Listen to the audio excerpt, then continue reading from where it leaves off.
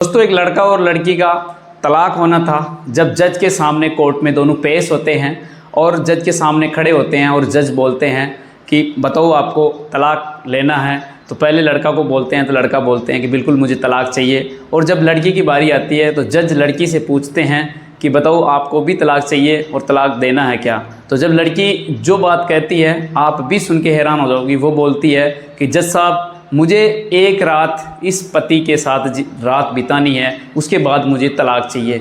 ये बात सुन के जज भी हैरान हो जाता है और आप भी सोच रहे होंगे ये बात लड़की ने कैसे बोल दिया। और जब ये बात कहने के बाद जो घटना होती है और जो पूरी कहानी में जो घटना होती है जो आप भी नहीं सोच सकते और ऐसी उनके साथ होती है, दिल को छू जाने वाली कहानी है। दोस्तों, वीडियो के एंड तक बने रहना, बहुत रोमांचक कहानी बनने वाली है। दोस्तों, जय भारत, मैं लोकेश। आज की नई क्राइम स्टोरी में स्वागत है आपका। दोस्तों, अगर चैनल पे आप नए हो तो चैनल को सब्सक्राइब करना ना भूलें और बेल आइकन दबा देना, जिससे कि आपको नया वीडियो की नोटिफिकेशन मिल सके। दोस्तों, आज की जो सच्ची घटना है यह है उत्तर प्रदेश नोएडा की घटना है। इसमें ये एक आज सच्ची घटना पे आधारित है। दोस्तों, इसमें नाम और स्थान एक काल्पनिक है, बाकी सब एक सच्ची घटना पे आधारित है। दोस्तों, लड़की का नाम पूजा होता है और लड़के का नाम राहुल होता है। दोनों की शादी लगभग 6 साल पहले शादी होती है और जब दोनों के नहीं बनती है, दोनों आपस में लड़ते हैं, झगड़ते हैं और उनके बहुत ज़्यादा तकरार होती है। वो सुख शांति से नहीं रह पाते हैं, जिनसे घर वाले भी काफ़ी परेशान होते हैं। तो दोनों कोर्ट तक पहुंच जाता है मामला और कोर्ट में जब दोनों डिवोर्स मांगते हैं, दोनों मतलब जिसको तलाक मांगने की अपील करते हैं, दोनों अपने अपने वकील बना के कोर्ट में मामला पहुंच जाता है। तो दोनों जब 6 साल शादी हो जाती है और 4 साल तक दोनों अलग अलग रहते हैं, तो जब लास्ट डेट थी उस टाइम दोनों कोर्ट में पेश होते हैं। और जब कोर्ट में पेश होते हैं उस टाइम उनको जो बताना था, जज का फैसला था, कोर्ट का जो फैसला आना था, तो उस टाइम दोनों को पेश होता है। और जब लड़के को, राहुल को बोला जाता है जज कि बताओ आपको तलाक चाहिए क्या, तो राहुल बोलता है कि मुझे बिल्कुल तलाक चाहिए, मुझे इनके साथ नहीं रहना है। और जब लड़की की बारी आती है तो लड़की को पूछते हैं कि बताओ आपको क्या करना, क्या चाहिए। तो जब लड़की ने हाथ जोड़ के रिक्वेस्ट करती है कि जज साहब, मुझे तलाक तो चाहिए लेकिन मुझे एक रात इनके साथ बितानी है, मुझे एक रात इनके साथ रह के फिर मुझे तलाक चाहिए। तो ये बात सुन के जज साहब को और पूरे कोर्ट अचंभित रह जाता है, आश्चर्यचकित रह जाता है कि ये लड़की ये कैसे बात बोल रही है कि आज ये मामला 4 साल से कोर्ट में चल रहा है और आज फाइनल डिसीजन देना था एंड डिवोर्स होना था और आज ये बात बोल रही है कि एक रात हम इसके साथ रहना चाहते हैं। ऐसे कैसे हो सकता है, कोर्ट का मजाक क्यों बना रहे हो। और जो पूजा नाम की लड़की होती है उसके माता पिता भी उस पर चिढ़ जाते हैं कि तू ऐसे कैसे बोल रही है, हम तो चाह रहे हैं आज तुम्हारा फाइनल डिसीजन हो जाए और दोनों अलग अलग अपने अपने हिसाब से ज़िंदगी जिए और दोनों मतलब मस्त हंसी खुशी रहे। लेकिन वो जो लड़की होती है पूजा नहीं मानने वाली होती है, वो कोर्ट में हाथ जोड़ के रिक्वेस्ट करने लग जाती है जज के सामने कि नहीं, मुझे एक रात इनके साथ बिताना है। तो जब उनकी सारी बात बोलने के बाद जब जज ने आदेश दे देता है, क्योंकि कोर्ट का भी नियम यही होता है कि कोशिश करते हैं जज भी कि कभी तलाक नहीं करवाना चाहते, वो सोचते हैं कि एक साथ रहे और रिश्ते तोड़ना नहीं चाहते, वो जोड़ना चाहते हैं। तो जज भी यही कहना चाह रहा था कि चलो एक रात का मौका आपको दिया जाता है, कल वापस 10 बजे आपकी सुनवाई होगी और फाइनल डिसीजन दिया जाएगा, आपको आज से एक रात का मौका दिया जाता है। तो दोस्तों, दोनों जैसे ही उनके घर वाले अलग अलग चले जाते हैं और लड़की बाहर आके उनके सामने शर्त रखती है कि मुझे न तो आपके घर मिलना है और न हमारे घर मिलना है, आपको एक होटल में रूम बुक करना है और वहाँ पूरी रात हमको बितानी है और कल वापस 10 बजे कोर्ट में आना है वहाँ, क्योंकि फाइनल डिसीजन बताना है। तो दोस्तों, वो लड़की कहने के बाद वो जो लड़का होता है राहुल नाम का, वो पहले तो नाराज़गी जताता है कि मुझे आपके साथ एक रात क्या ज़िंदगी में कभी भी नहीं रहना है, तूने मेरे साथ ऐसा अन्याय किया या तू मेरे साथ ऐसे अपशब्द बोल दिए जो मेरे दिल में चुभे हुए हैं। लेकिन लड़की नहीं मानती है और वो बोलती है कि तू न भी चाहेगा तो भी मैं, कोर्ट का आदेश है, आपको काम करना पड़ेगा, मेरे साथ रहना चलना पड़ेगा और एक रात मैं आपके साथ बिताना चाहती हूँ। दोस्तों, अगर कहानी में आप यहाँ तक हो तो कहानी एंड तक देखना, दिल को छू जाने वाली कहानी है, बहुत रोमांचक कहानी बनने वाली है। दोस्तों, ऐसा लाइफ में कई बार हो जाता है जो बहुत दिल को छू जाने वाली कहानी है। जब दोस्तों कोर्ट का नियम होता है तो वो लड़की उसको होटल का एड्रेस बता देती है और वो रूम बुक कर लेती है और उनको फिक्स टाइम बता देती है कि शाम 7 बजे आपको उस होटल में पहुंचना है। तो दोस्तों, वो होटल बुक करके उनको कॉल करती है और होटल का एड्रेस बता देता है। तो जैसे ही टाइम होता है राहुल भी उस होटल पहुंच जाता है और पहुंचता है या देखता है उस होटल में तो वहाँ पे वो लड़की नहीं थी और जिस रूम के नंबर बताए थे वहाँ बिल्कुल खाली था। तो राहुल एक बार फिर हैरान हो जाता है कि अपने को यहाँ बुला लिया और ये कैसे नहीं आई, ये कैसे अपने साथ अन्याय, ये पागल बना रही है हमारे को पूरी ज़िंदगी। आज 6 साल से हम अलग हैं और हमारे को बहुत परेशान करा। राहुल ने यही सोचा कि ये लड़की पहले जैसे ही है आज भी हमारे को पागल बना रही है, लेकिन वो लड़की वहाँ नहीं थी।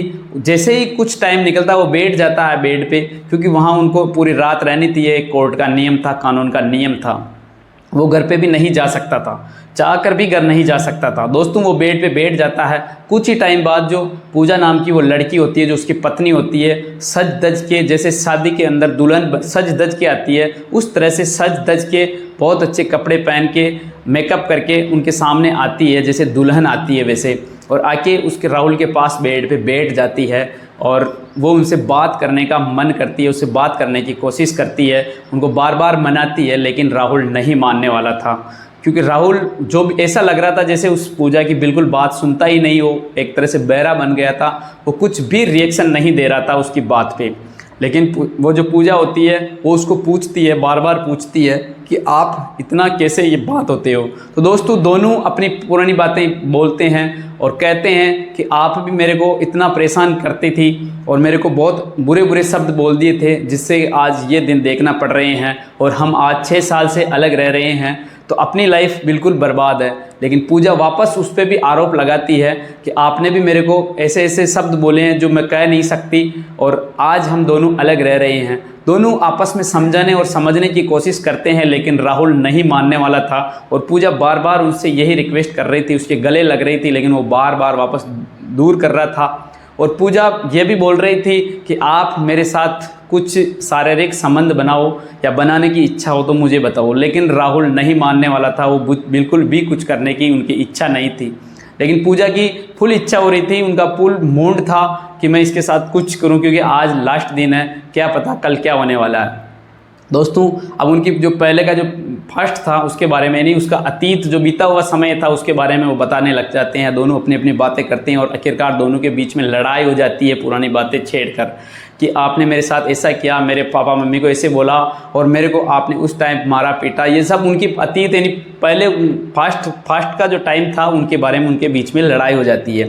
लड़ाई होने के बाद दोनों अलग अलग मुँह करके बेड पे सो जाते हैं और सो जाते हैं, लेकिन दोनों को नींद नहीं आती है, क्योंकि वो बार बार यही बात सोच रहे थे कि आज देखो हम यहाँ पर हैं और हम कुछ नहीं कर पा रहे हैं और हम नहीं बोल पा रहे हैं। दोस्तों आप इस कहानी को जो सुन रहे हो एक बहुत सच्ची घटना है और दिल को छू जाने वाली कहानी है, जो बहुत रोमांचक कहानी है। आप वीडियो के एंड तक बने रहना। दोस्तों जैसे जैसे टाइम निकलता है, लगभग रात की 2 बजती है, पूजा वापस उठती है और उनको उत्तेजित करती है, उनको एक माइंड सेटअप करती है, उसके साथ कुछ मस्ती करने लगती है कि आप मेरे साथ कुछ भी करो, लेकिन राहुल नहीं मानने वाला था। जब उसके साथ वो ज़बरदस्ती करने लगती है तो वो बिल्कुल मना कर देता है और वो बोलता है कि मैं यहाँ से चला जाऊँगा। लेकिन पूजा बोलती है कि आप कैसे जा सकते हो, कोर्ट का नियम है, आपको मानना पड़ेगा और रुकना पड़ेगा, सुबह 6 बजे तक यहाँ पे टाइम है।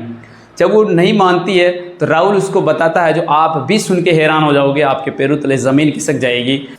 तो दोस्तों राहुल अब उसको, क्योंकि पूजा उसको बार बार यही परेशान कर रही थी, बार बार यही कह रही थी कि आप इतने दुबले पतले कैसे हो गए, आपके चेहरे पे जो चमक थी पहले वो बिल्कुल नहीं है, आपकी आंखें भी अंदर घुस गई है, आप काफ़ी कमज़ोर दिखने लग गए हो। पहले तो बहुत हष्ट पुष्ट बहुत ताकतवर थे, आज आप ऐसा नहीं लग रहे हो, बहुत कमज़ोर लग रहे हो। ऐसा आपके साथ क्या हो गया जो हम इतने दूर थे।